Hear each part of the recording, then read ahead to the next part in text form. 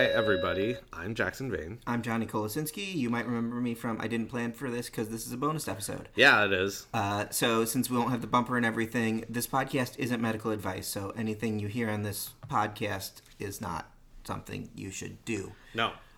We're just doing a quick bonus episode to talk about last week and where we talked about American Horror Story. Yeah, because I think it left us on a cliffhanger where Brooke, Emma Roberts' character, was given lethal injection, taken to the back, given some kind of medication, and then she makes her sudden gasp back to life. Right. And we were questioning what this medication was, wondering if there was a switcheroo or not, because now looking back, it was a colorless medication. Mm-hmm. Okay, so we were wrong there. Yep, definitely. And we tried to find out what the med was, and they revealed kind of nonchalantly with Emma Roberts waking up in a hotel room that the medicine was baclofen. Okay, is baclofen a real medicine? Yes, it is. Okay, and what is it? So it's a medicine either given by mouth in tablet form or actually injected into your spinal cord area. We call it intrathecal. And it helps with muscle spasticity. So people with multiple sclerosis or cerebral palsy, we give that to them so that they're not having spasms all the time. Mm-hmm. Sometimes people, in the old days, they used to use it more for when you're on your death rattle or in your death gasp when you're about to die. But now we use morphine for that kind of stuff for the air hunger and whatnot.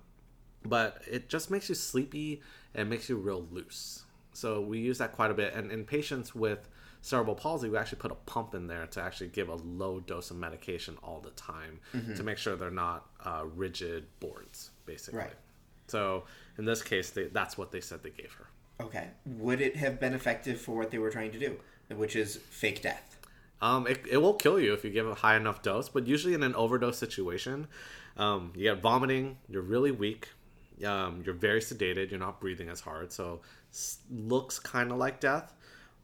You'd have seizures too, but the problem in this situation is that she was paralyzed. Right. If you remember the second medication. She had a paralytic and a sedative. So you can't have seizures if you're paralyzed because your muscles aren't firing anymore. Mm-hmm. And that's one of the big concerns when we have patients having status seizures and then we paralyze them and put a breathing tube in. We don't know if they're still seizing and we don't know if their brain's firing weird. Mm-hmm. They get really cold and then it does kill you. Okay. But obviously, they didn't want this to kill her. Correct. So they gave her the antidote to this medication, which is... There's no antidote. Oh, crap.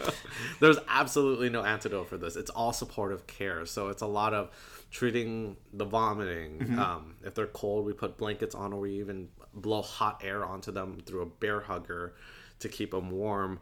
But there's really no antidote for baclofen. So this isn't something where even giving epinephrine or adrenaline would...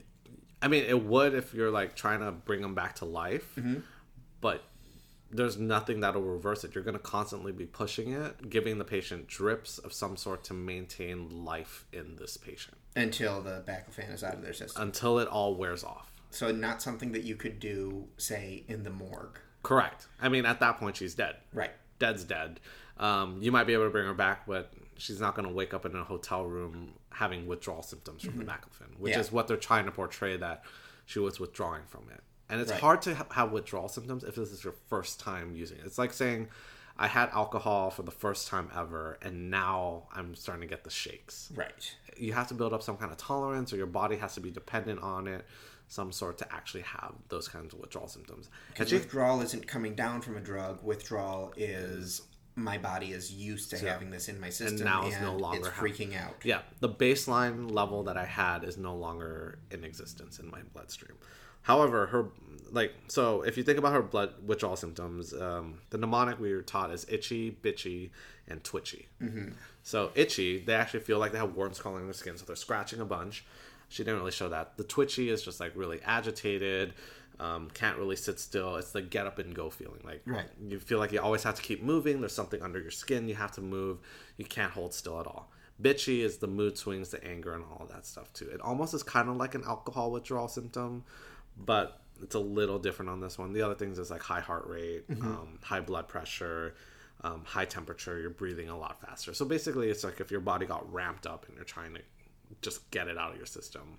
If you think Train Spotting, when Ewan McGregor's character is withdrawing, that's what you would think of. But in this situation, she shouldn't be withdrawing. Because it was her first exposure. First exposure, and her brain is mush. Right. Yeah. So she should be dealing with instead the fact that her brain is mush and she was dead for a while. I mean, it's hard to deal with that. You're just mush. Mushy. Yeah. So that's just quick and dirty what was on American Horror Story and what they followed it up with. Yep. We will be back tomorrow talking about Hobbs and Shaw. Yeah. Yeah, and that was fun. Yes, and you can follow us on all of our social media accounts at Hi, everybody, MD. Cool. All right. Thanks, folks. Talk to you tomorrow.